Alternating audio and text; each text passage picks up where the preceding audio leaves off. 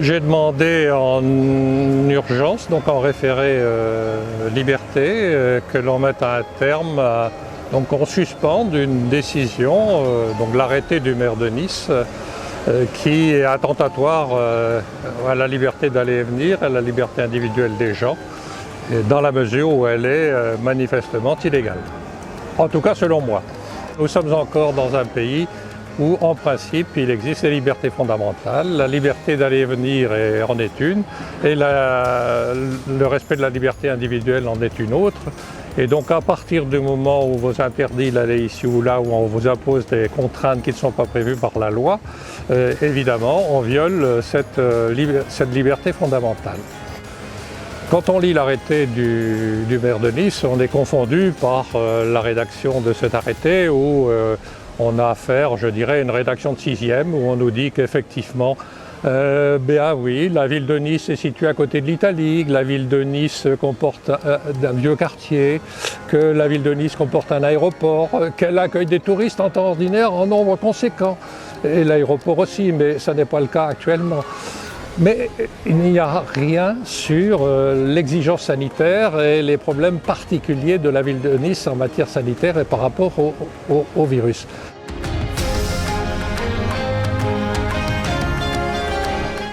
Le maire s'octroie une compétence qu'il n'a pas, puisque nous sommes dans un système de police sanitaire, une police administrative dite spéciale, et qui a été confiée par la loi, et notamment la loi du 9 juillet dernier, au Premier ministre et donc au gouvernement, et qui peut éventuellement déléguer certaines de ses compétences au préfet du département.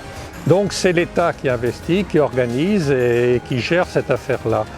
Ça n'est pas le maire de Nice, ça n'est pas chaque maire dans son coin qui décide des mesures qu'il doit prendre, c'est le préfet éventuellement. Maintenant, depuis simplement le 30 juillet d'ailleurs, l'exiger c'est une chose. Nous verrons peut-être que le préfet des Alpes-Maritimes le décidera dans certains secteurs, c'est de sa compétence et ce sera à lui d'en justifier. Mais ça n'est pas la question qui est posée par l'arrêté municipal de M. Estrosi. L'arrêté municipal du maire de Nice est pris par une autorité administrative qui n'a pas compétence. Voilà. Il avait demandé au préfet et que si le préfet n'agissait pas, c'est lui qui le ferait. Sauf que, ce faisant, eh bien, il invente une nouvelle notion juridique qui n'existe pas en droit français. C'est-à-dire que si le maire n'agit pas en matière de police administrative, en règle générale, le préfet a un pouvoir de substitution. Il peut se substituer au maire qui est défaillant et imposer au nom de la commune d'ailleurs, il intervient pour le compte de la commune, il engage la responsabilité de la commune dans ce cas-là, et donc il se substitue au maire. Mais nulle part il n'existe l'inverse. Si un préfet n'agit pas comme voudrait le maire, eh bien, le maire ne peut pas se substituer au préfet. Or, donc, nous sommes dans un cas totalement inédit où on s'invente des pouvoirs.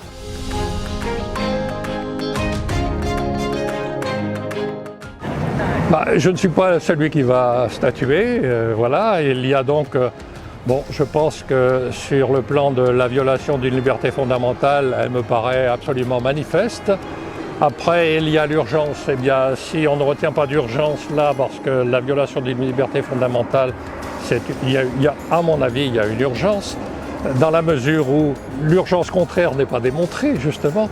Donc, je ne sais pas ce que décidera le juge, c'est son problème, mais je pense que si nous avions la possibilité, en tout cas en cas de réponse défavorable du juge des référés du tribunal administratif, d'aller au Conseil d'État, que je connais un petit peu, je pense que la décision du Conseil d'État serait très certainement favorable à ma thèse.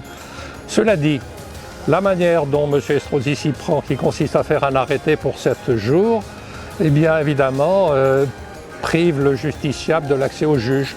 Peut-être pas de l'accès au juge de première instance, puisque nous y arrivons, nous y sommes, et nous aurons donc une décision, je pense, demain, mais en tout cas de l'accès au juge d'appel, c'est-à-dire au Conseil d'État, dans la mesure où, évidemment, le temps de saisir le Conseil d'État, la décision sera entièrement exécutée et il ne sera plus possible d'en demander la suspension.